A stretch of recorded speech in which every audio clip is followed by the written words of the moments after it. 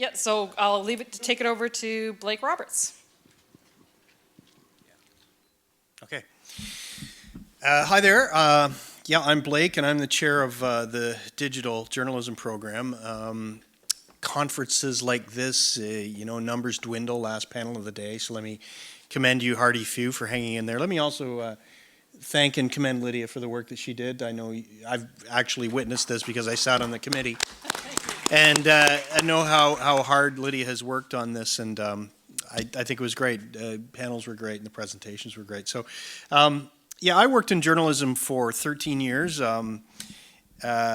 Most of that time in Windsor, but certainly in locations across the country, out of Windsor as well. I've been in Windsor since 1992.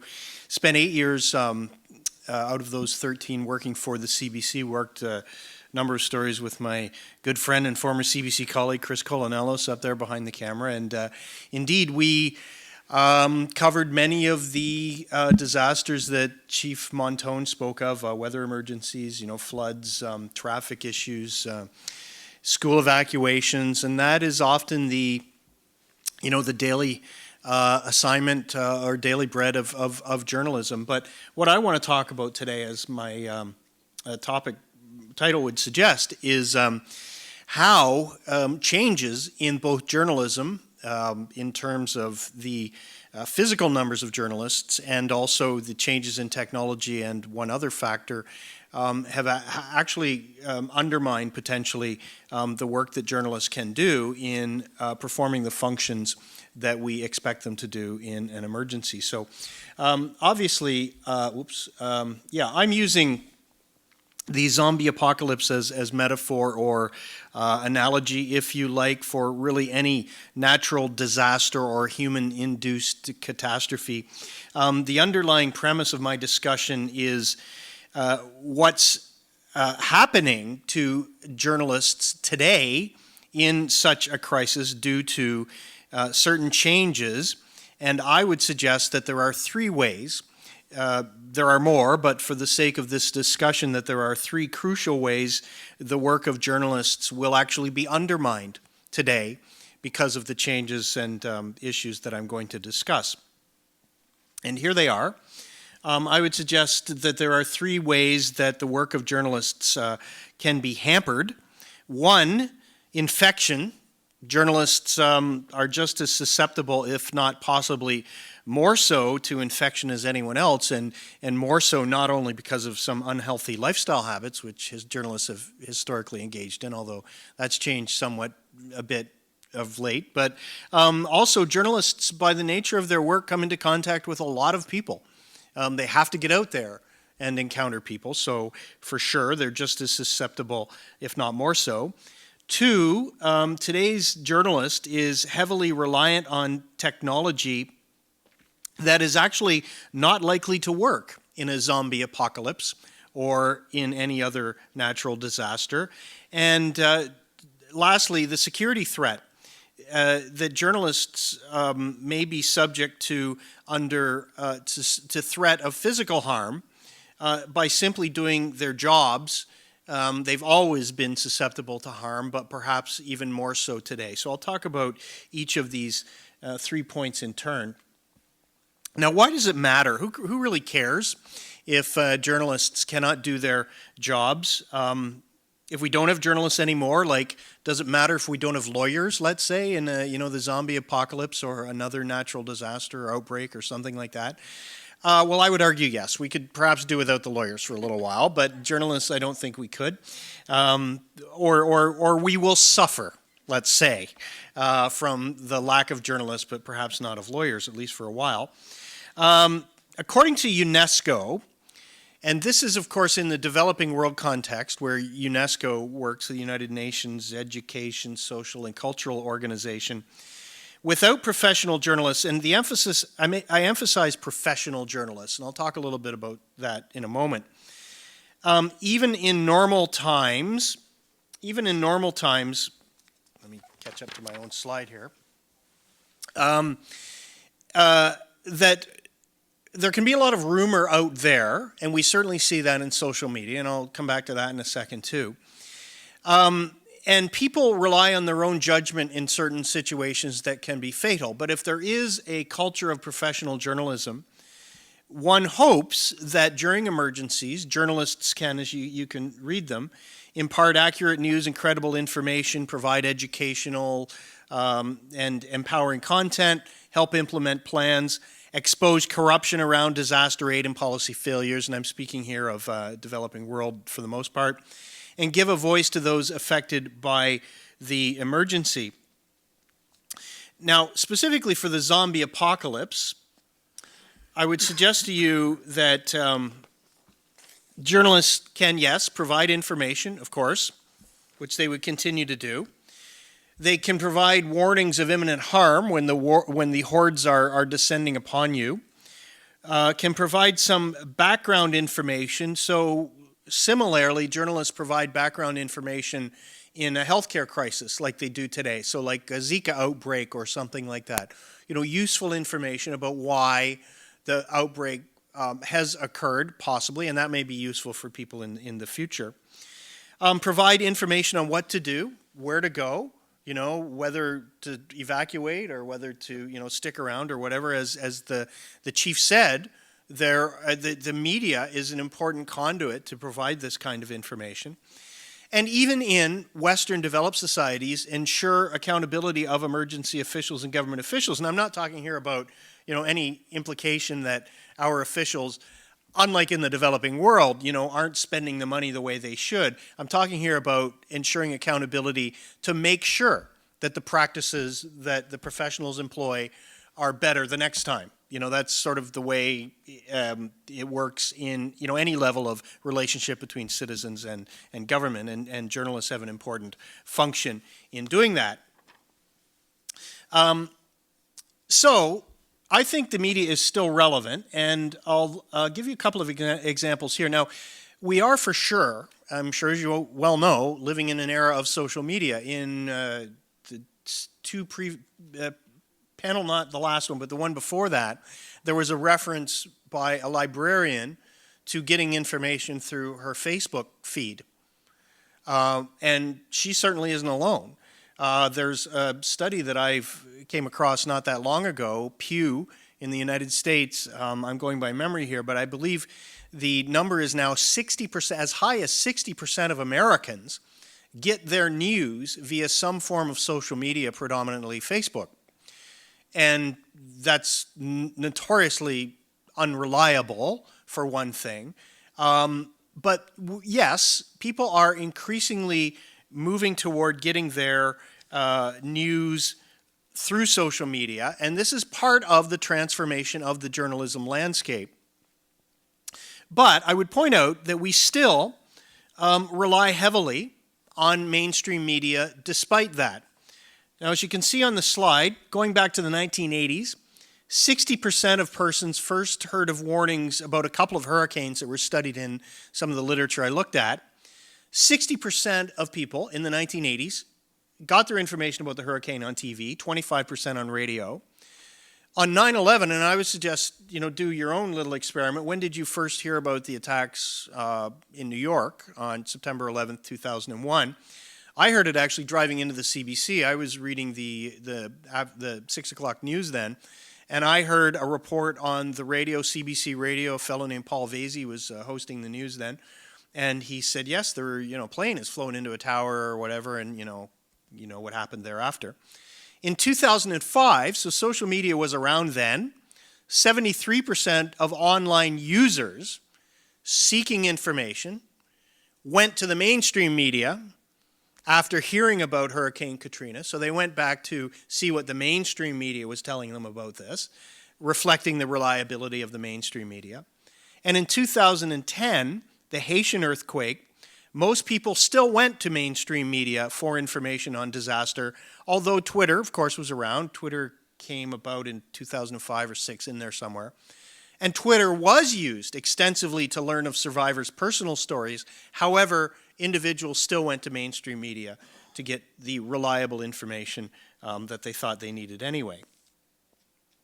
So that's just a little bit of background on how people still depend on mainstream media. Let me talk about the 3 points then that I want to emphasize today.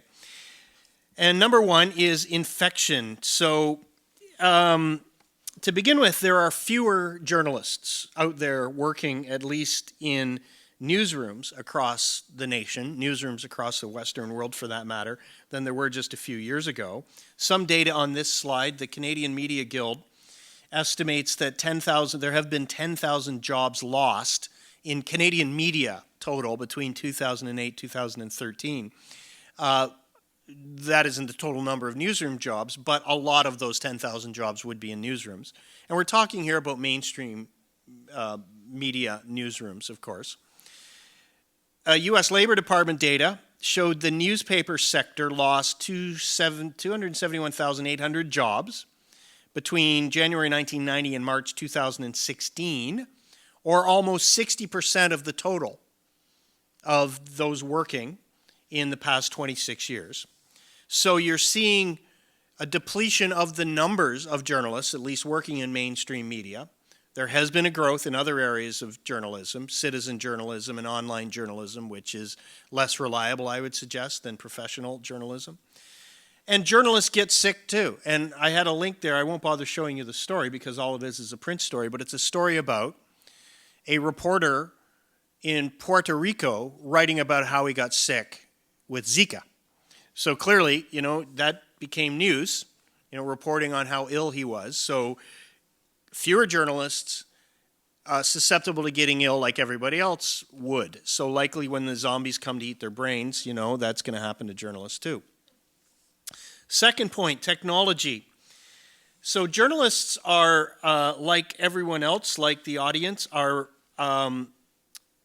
more reliant on modern technology these days, which is likely to go down, isn't it? If the grid goes down, if there's a denial of service attack or something like that, whoever they may be, if the zombies are sophisticated enough to do that, we're all going to lose. Social media, online access potentially.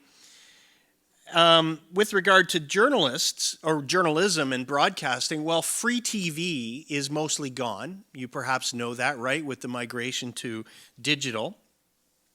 And I call that free TV. I think you know what I mean by that. If you've got cable or satellite, which many of us do, or you have a digital recorder, or a digital converter, yeah, you can get a signal off the air. But anymore, getting an analog signal, it really doesn't exist anymore. I can't think there's even an analog signal in this market coming out of Detroit, right, guys? Yeah. So, if the equipment you have, your cable goes down or your satellite goes down, you ain't going to get your TV. Even if you get your news online, that's probably going to be unavailable too for any number of reasons. The grid's going to go down. And your battery's going to run out on your laptop. There could be the denial of service attack as well. Now, there's radio still, fortunately. But I wonder how many of us, the chief said you should have a portable radio. Make sure you got batteries, even a crank-up radio. I don't know, this isn't a large enough sample to do a little survey here, but, how many of you actually have a transistor radio anymore? Couple. I think I got one somewhere, but I wouldn't really know where to find it, right? I saw a few hands going up, but how many of us really have radios anymore? So never mind the fact, by the way, that broadcasters themselves need to have generators to back up their own equipment. Many of the big ones do. The CBC, of course, does, but I'm not so sure that some of the other ones, the smaller ones, don't have them. And generators are going to run out of fuel eventually too. So, there's certainly a limited backup and lack of redundant capacity, let's call it, in a situation like that. Now, with regard to journalists' work these days, so the modern journalist toolkit 1, I'll call this. So the modern journalist is increasingly working from the field and may rarely venture into a newsroom. There still are newsrooms, of course, but with ever-increasing frequency, the technology is enabling journalists to work independently. And there's this new expression out there called mojos. not the Austin Powers reference, mobile journalists, MOJO. And technology permits this through tools such as smartphones, mobile editing apps, etc. And the next slide illustrates this. It's maybe a little hard to see. Step one, you capture your video from your smartphone. Step two, you edit it using a mobile app on your damn phone. iMovie it's an Apple product, I believe. KineMaster for Android. There's all kinds out there these days. And then you send the content to the wherever you're sending it to on your phone, right? So, or you have a miniature camera and, you can have you can edit on a laptop or whatever. So there is this development, at least, occurring in journalism, and I don't think it's going to take over entirely. It's not like newsrooms are going to go away, but journalists themselves can increasingly work without going into a newsroom. So again, what happens if all that breaks down? What if the phone doesn't work anymore? Or the receiving end of wherever you're sending this stuff is not up. Clearly, you're in trouble. Journalists also use social media as part of their toolkit. Toolkit 2, Twitter to send out information and also acquire information. Facebook to get information about their stories. Instagram to send photos, and I saw Vine just disappeared. There's going to the other day, but there are other video services out there as well. Again, what happens when those things go down if you are a journalist reliant on those social media methods, and likewise if you're an audience member reliant on a journalist who uses those methods? Clearly there's a problem. Another point, which is kind of a technological determinist argument, as journalists come to rely on technology, does older, more reliable technology become redundant? And I'm talking here about things like, your Underwood typewriters. I don't know how many of those exist anymore, but sooner or later they're all going to disappear. So when the new technology becomes unusable, let's call it, because of the breakdown of this or that, will there even be the technology of, the previous generation to rely on? And does this even make journalists more susceptible to being irrelevant during a crisis? Okay, third and last of my 3 points here, security threats to journalists. So, there's always been a threat of personal harm to journalists, but as the Committee to Protect Journalists reminds us, the world is an increasingly dangerous place for journalists. We'll all be vulnerable, of course, but journalists more so in particular ways. Journalists, by the nature of their work, are vulnerable, and I'll talk about that a little bit more in a second. They can be under any number of ways of attack, right? They can be under technical attack, which I talked about. Social kinds of attacks, shaming or being targeted as a journalist. There can be legal attacks, and there can be physical attacks, which of course would be very important in the zombie apocalypse. Now, today, most physical threats to journalists are in the developing world and theaters of conflict, naturally, but not exclusively. And just to look at a little bit more data here. So again, from the Committee to Protect Journalists, and you can see the increase in attacks on journalists and cameramen, by the way, I should point out, in gross numbers, and you can clearly see the trend, right? After dipping there in the 90s, has increased through the aughts and into now the teens. To be fair, most of these killings have occurred in conflict zones, as this next slide shows. So places like the Mideast, Philippines, an area I know quite well, having done some work on the security of journalists, and when I did my MA about 10 years ago.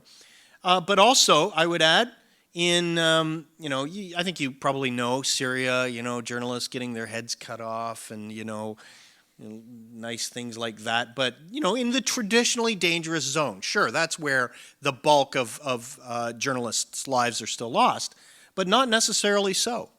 Do you remember this one last year, Allison Parker?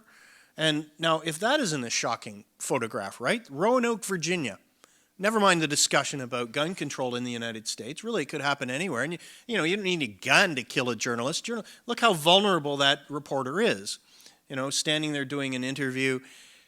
So it can happen, and think about it when the zombies attack. Journalists are in a way like sitting ducks, arguably.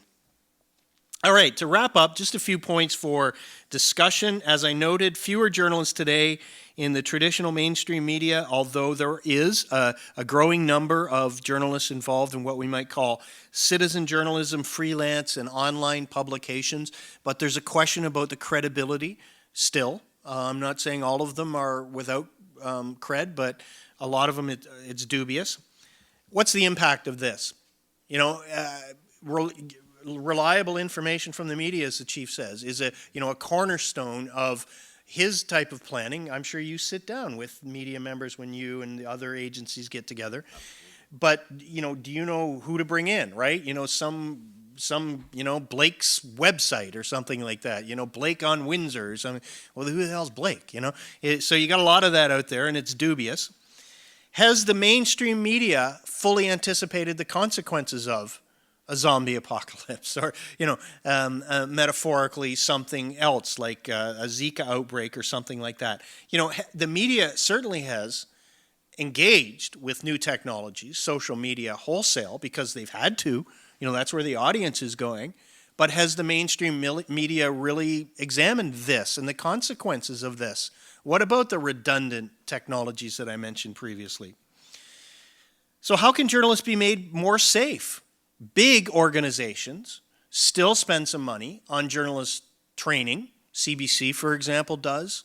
New York Times, the big American networks. But there's an issue of money there too. We've cut back on foreign bureaus. We've seen cutbacks in the number of foreign bureaus. So probably they're cutting back on training as well. But what about these little organizations?